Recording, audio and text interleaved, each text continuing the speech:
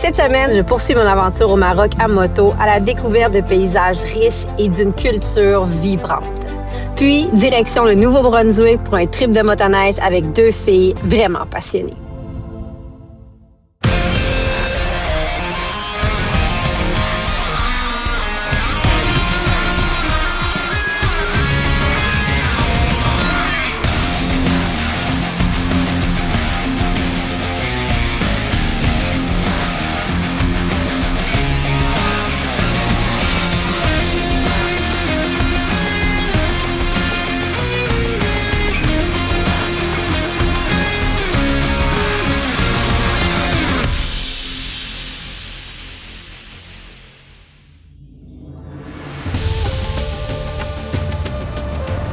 Cette semaine, on vous présente la deuxième partie de notre aventure au Maroc avec Couradi International.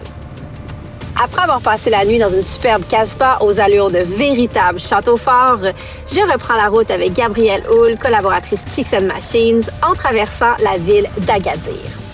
On met le cap sur le village de surfeurs de Tagazout, en bord de mer. On est à Tagazout, un petit village de surfeurs. On est venu visiter, beaucoup d'action, beaucoup de surfeurs, de surfeuses. Vraiment, c'est tout mignon. C'est bien, on s'imprègne vraiment de la place, encore une fois, hors des sentiers battus. C'est incroyable. Ben, c'est ça, plein de surfeurs.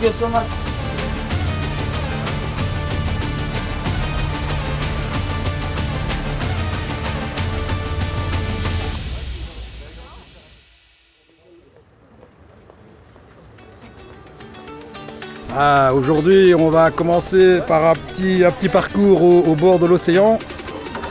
Puis on va rentrer de nouveau dans la montagne pour redescendre sur Essaouira. Essaouira, c'est une ancienne ville portugaise, fortifiée, magnifique. Donc ce sera encore une très belle journée.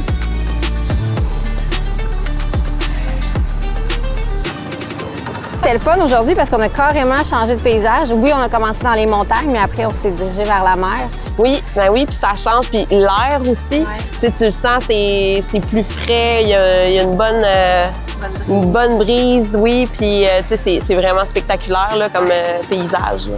Comment tu trouves les motos?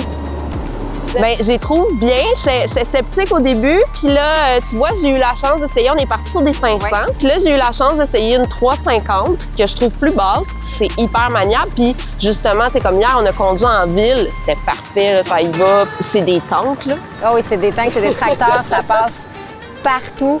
Puis c'est accessible à tout le monde. Comme tu l'as dit, il y a l'option 350 qui fait que la moto, bien, elle est plus basse. Tu touches bien à terre. Même sur les 500, moi, à 5 et 6, là, je touche parfaitement à terre. Donc, ça ouvre les portes à des gens parce que souvent, on voit les locations, c'est des GS, donc des motos très grosses, très imposantes, que c'est pas tout le monde qui est à l'aise à conduire. Mais moi, je trouve que ces motos-là ouvrent la porte vraiment à tout le monde pour vivre le Maroc. Peu importe ton niveau. En plus, les guides s'adaptent à notre vitesse, à nous. Puis ces motos-là, bien, la courbe d'apprentissage est hyper rapide. Exact.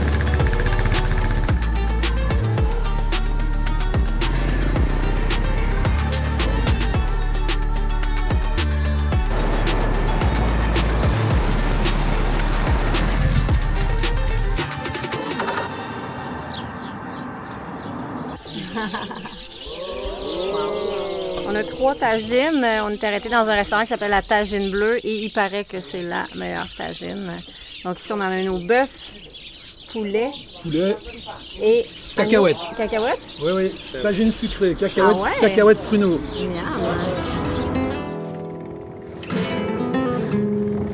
Après ce délicieux repas, nous prenons la direction d'Essaouira, l'ancienne cité fortifiée. Il faut savoir qu'avant de porter son nom actuel, la ville se nommait Mogador.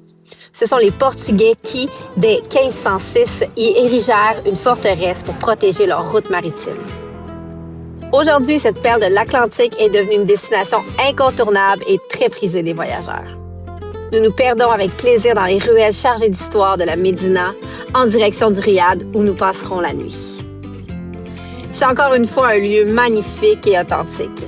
L'architecture y est spectaculaire et la vue est tout simplement à couper le souffle. Nous profitons du reste de la journée pour explorer la ville entre ses boutiques artisanales et son port de pêche effervescent.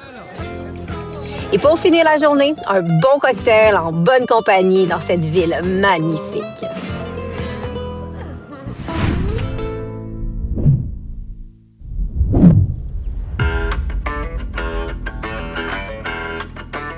Cette semaine, je me rends à Edmundston, au Nouveau-Brunswick, pour faire de la motoneige dans cette magnifique région avec France et Annie.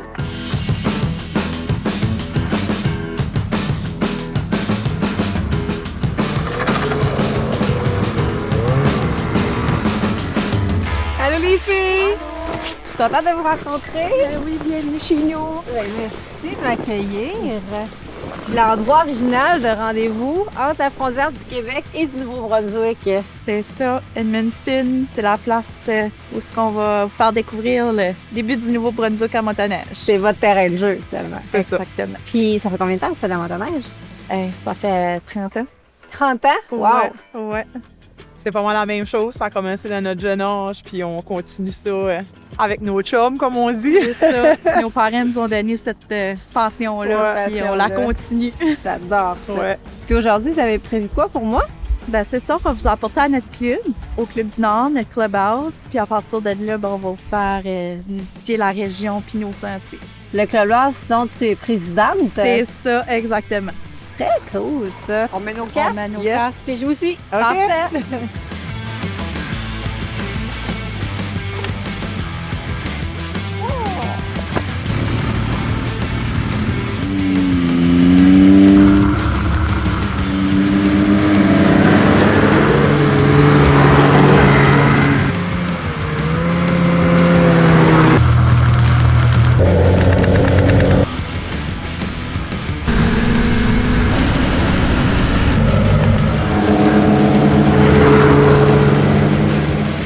Aller une partie de l'avant-midi dans les beaux sentiers du Nouveau-Brunswick. On est arrêté au club où France est présidente.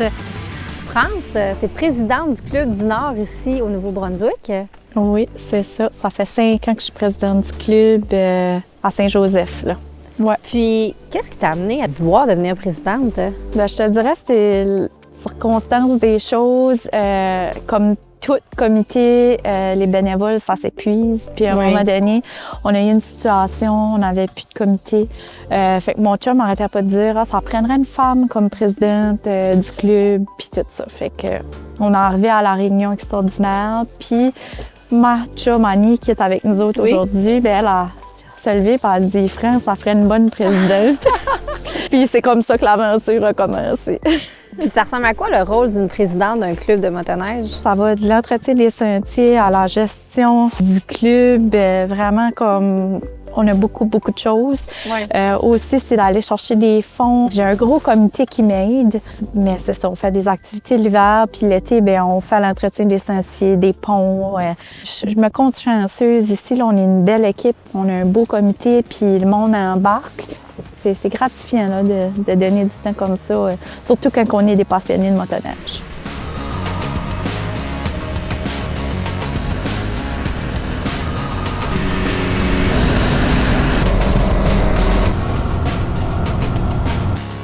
Quand tu as commencé, toi, est-ce qu'il y avait beaucoup de femmes? Quand j'ai commencé, j'étais pas mal une des seules. On dirait que dans les dernières années, on a vu plus de femmes. Donc, les filles, impliquez-vous aussi, c'est important.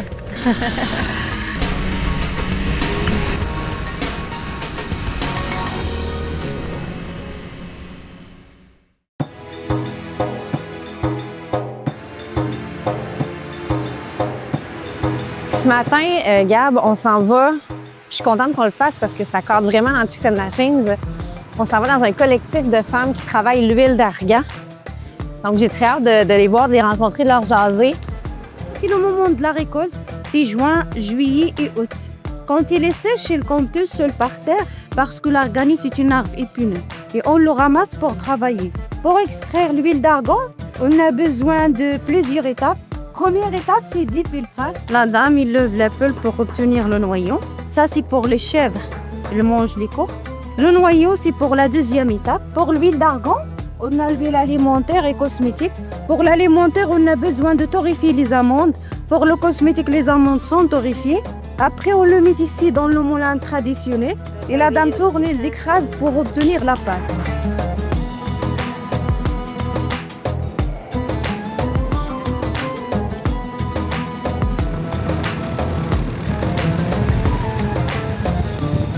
Après cette belle visite, on continue notre chemin et on passe par un petit village où le marchandage ne se fait que quelques jours par semaine.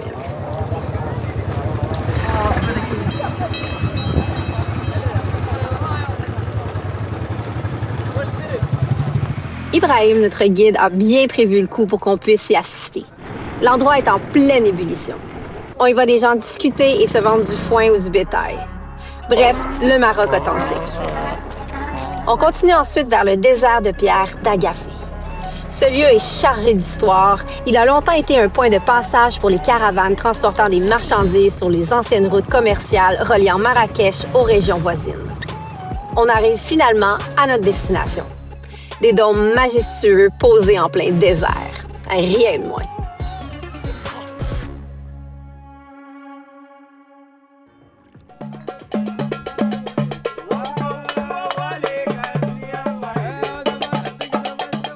Nous avons été accueillis comme des reines. Les musiciens traditionnels étaient là pour mettre de l'ambiance. La nourriture est encore une fois délectable et ils nous ont réservé une surprise pour la fin. Un cracheur de feu extrêmement habile nous en a mis plein la vue.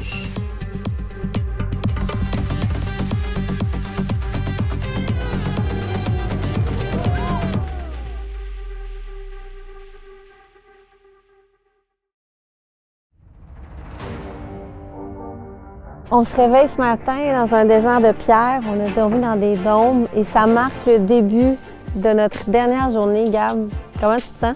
Je suis fière, là. Je suis fière qu'on se soit rendu jusque-là, là, tu sais. Puis le décor ici, c'est juste parfait, là. Gab, toi, les sports motorisés prennent quelle place dans ta vie? Ça a commencé comment? J'ai trouvé un poste dans une boutique de vêtements Harley-Davidson. Quand j'ai terminé mes études, ils ont ouvert un poste dans le domaine dans lequel j'avais étudié, qui est la comptabilité. Ils m'ont donné ma chance. Mon patron me dit « Qu'est-ce que tu fais en fin de semaine? » Je dis « Ben vendredi, j'ai une journée pédagogique. » Il dit « Ah, ben parfait. » Il dit « Tu s'en vas au salon de la moto. » Oh, OK. Ouais.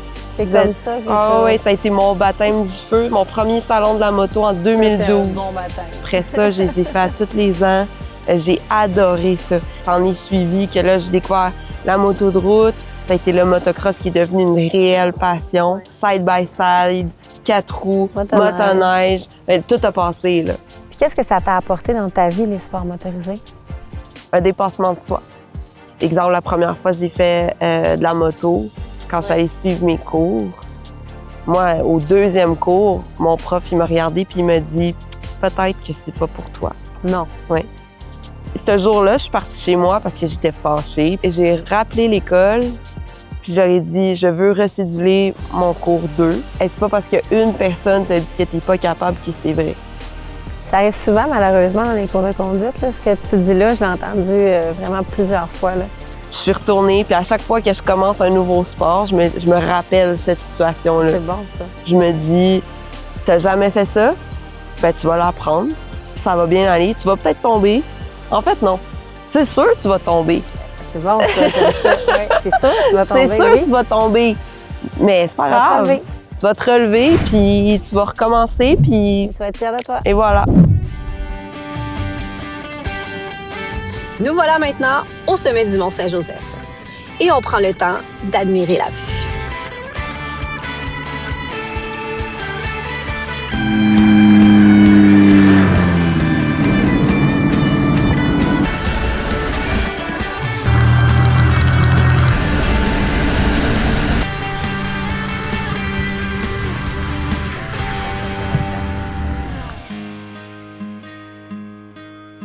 On était en train de rider dans les sentiers, puis tout à coup, on a vu plein de bambis. Il y avait plein de chevreuils dans le champ, c'était vraiment magnifique à voir. C'est une chance incroyable quand on rencontre comme ça la faune, fait que là, on a ralenti, on a fermé nos moteurs, puis on a pris le temps de les observer. On retrouve beaucoup de chevreuils dans nos sentiers, puis beaucoup d'ormeaux aussi, donc c'est à faire très attention quand on circule.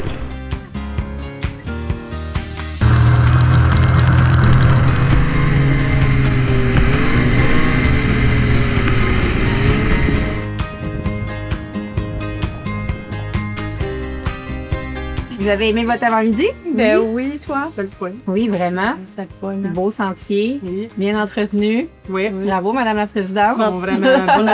On en fait faux. On a des bons opérateurs de groomer. Qu'est-ce que vous aimez le plus de la motoneige? Qu'est-ce que ça vous apporte? Ben moi, là, ça m'apporte à relaxer. Tu sais, comme le stress, la vie quotidienne, mon travail, c'est le seul temps que je peux pas répondre à mes clients. Je suis sur ma motoneige, puis je décroche, fait que c'est un peu... Genre de méditation. Ouais. C'est vraiment un moment pour, comme quand on dit décompresser, puis... On prend des bons repas. Oui, c'est ça. Bon appétit, les filles! Merci.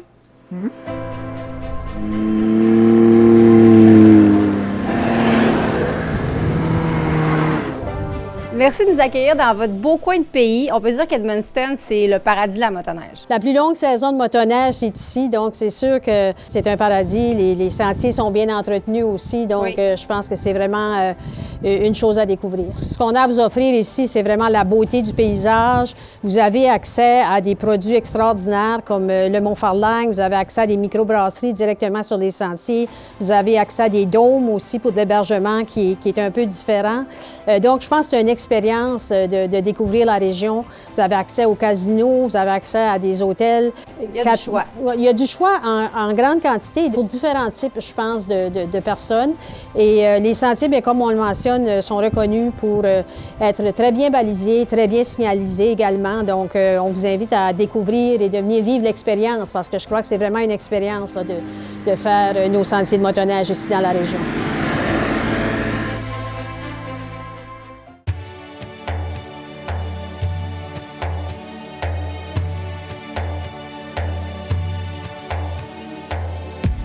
C'est notre dernière journée au Maroc. On quitte le désert pour s'enfoncer dans les montagnes. On s'arrête dîner dans un petit resto niché au bord d'une rivière. Le repas est encore une fois exquis, savouré dans une ambiance un peu plus relaxe. On remonte ensuite vers Marrakech pour terminer le trajet au palais Riyad Berbère. C'est un lieu d'une grande authenticité avec son architecture traditionnelle. Une façon parfaite de clore nos derniers instants ici. C'est une aventure incroyable et aventure, c'est le cas de le dire, du beau dépassement de soi à chaque jour, des routes techniques mais quand même accessibles. Ibrahim sait ce qu'il fait, hein? Ça fait plusieurs années déjà qu'il fait ses parcours, il a su adapter ça à sa clientèle. Donc nous, on vous propose une formule tout compris, hors billet d'avion, hors alcool, et avec un niveau débutant, des changements de paysage tous les jours, des hébergements confort, toujours avec piscine et clim. Et nous, c'est une balade découverte, c'est pas une balade d'aventure. Ça veut dire qu'on prend notre temps de lever la tête, voir ce qui se passe, que de regarder où est-ce qu'on va mettre la roue parce qu'il faut rouler plus vite parce que le groupe est là. On a un véhicule d'assistance derrière, ce qui nous permet de réguler. Ce qui différencie le Maroc, c'est souvent ici, on dit il y a une joie de vivre, il y a une joie de partager. Souvent vous allez vous croiser des petits villages où les gens ont rien et ce seront les plus accueillants, ils voudront vous donner le meilleur de chez eux. Vivre cette aventure-là aussi avec Gab, c'était incroyable de pouvoir partager ça avec elle. Elle, c'est son premier voyage du type. J'ai trouvé bonne, je l'ai trouvée guerrière, elle avait toujours le moral. Je me sens choyée d'avoir pu vivre ça avec elle, puis j'espère que c'est pas le dernier voyage que je vais pouvoir faire vivre à une collabo. Ce que j'ai apprécié le plus, c'est quand on arrivait dans les riades ou dans les petits villages vraiment typiques. Moi, c'est ça que j'avais envie de vivre. J'avais envie de vivre la culture marocaine à 100%. J'ai eu à me dépasser dans ce voyage-là. Quand on est arrivé hier à l'hôtel, puis qu'on a dit « Hey, on vient de faire 6 jours de moto dans un pays que je ne connais pas, avec des routes que je ne connais pas, avec une moto que je connais pas. » Ibrahim a vraiment bien choisi ses hébergements après une longue journée de moto, surtout quand on en fait plusieurs de fil. On veut du confort quand on rentre le soir et là-dessus, là, c'est hyper bien choisi parce qu'à chaque fois, on avait des hébergements de qualité, des repas aussi de qualité, on mange bien. Il a pris soin de choisir des endroits où est-ce qu'il est certain que les touristes ne seront pas malades. Et c'est une des raisons pourquoi je conseille fortement de le faire avec un guide parce que lui connaît ses endroits, les a testés. Ça vaut vraiment la peine d'être encadré, surtout comment on est encadré avec Couradier International. Quand j'ai commencé avec Chicks and Machines, je me suis souvent fait poser la question « Pourquoi tu fais ça? » C'est beaucoup de travail. Je me suis vraiment impliquée à 100% dans Chicks and Machines parce que je trouve que la mission est incroyable. Puis je m'identifie beaucoup à ça. Puis je pensais jamais qu'un jour j'allais me retrouver ici. Fait que c'est la preuve que Quand tu t'investis à fond dans quelque chose, il y a tout le temps un retour quelque part. J'aimerais remercier, c'est sûr, Chicks and Machines de m'avoir fait venir ici et Couradier International pour l'expérience totale, dépaysement, dépassement de soi. Ce voyage-là, c'était tout ça rassemblé en 6 jours. Un gros merci, Ibrahim. C'est une semaine extraordinaire. C'est déjà terminé. On va revenir, c'est certain. J'espère bien, j'espère que vous avez vécu une belle aventure et que vous rentrez chez vous la tête pleine de souvenirs. La tête et le cœur. Ah oui.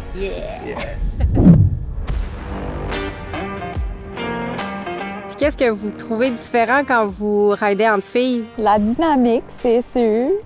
La confiance. La confiance, je dirais. C'est le fun, puis on rit, puis on fait des jokes. C'est un autre challenge. C'est différent, là, que de suivre une gang de gars. Moi, depuis le début que je fais ça au moins une fois par année, on décolle les femmes, on se rejoint au Moose Valley, on va souper. Toi, t'amènes tes chiens en side-by-side et en motoneige. Ouais. Oui, c'est ça. Moi, j'apporte mes chiens en motoneige, puis en 4 roues, en side-by-side. Pour la motoneige, on les a fait un traîneau exprès, ils nous suivent. Non, on n'a pas d'enfants, mais on emmène nos chiens avec nous autres. Puis tout le monde entend ça, là, ils sont comme « Oh, sont où les papis? » Puis c'est vraiment le fun.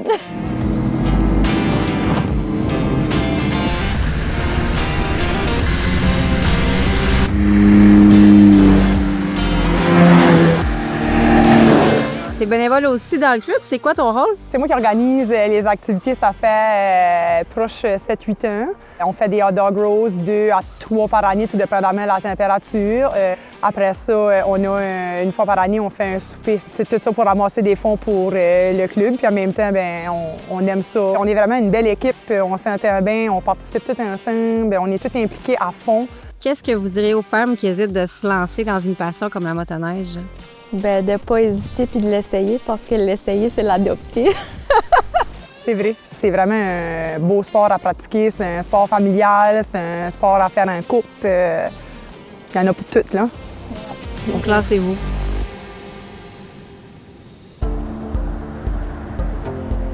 Quelle belle journée dans les sentiers du Nouveau-Brunswick avec Annie et France. Et là, la motoneige est rangée, c'est l'heure d'aller souper. Et puis l'hôtel ici, l'auberge Mikey, a un restaurant. Habituellement, il est fermé le mardi soir, mais ils ont ouvert juste pour nous. Et on a 2 invités spéciaux. On a Kyle de Motoneige Nouveau-Brunswick et Janice de Tourisme Edmundston qui joignent à nous ce soir pour souper. Quelle chance on a eu de passer cette magnifique journée dans les sentiers du Nouveau-Brunswick. Des kilomètres de pur plaisir entourés de nature. Merci pour votre chaleureux accueil.